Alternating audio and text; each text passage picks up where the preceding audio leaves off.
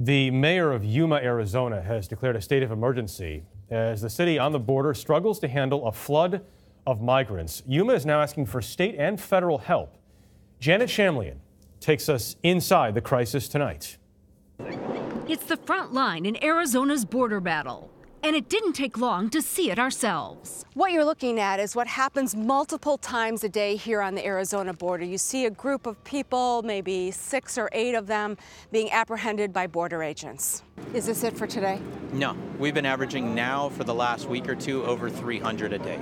Border agents gather names and offer water before taking them to detention centers. 72 hours later, the migrants, mostly families from Central America, are released into Yuma, a city of 100,000 with just one shelter, a converted Salvation Army thrift store with 200 beds. How many spent the night here last night? Last night we had 233.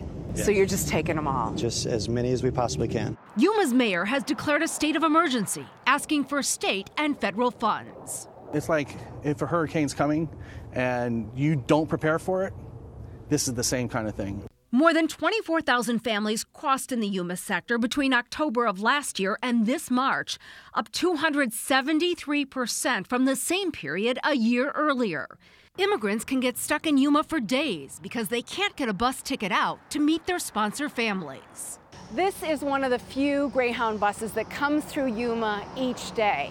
If there were more, they could move the migrants out of this community quicker. There'd be less of a burden on the city. Despite challenges, the city is full of heart.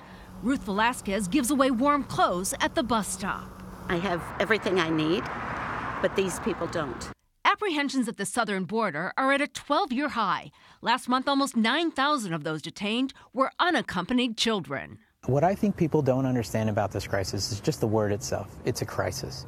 It's not in their community yet, but it could be. Asylum seekers overwhelming a border town with little relief on the horizon. Janet Shamlian, CBS News, Yuma, Arizona.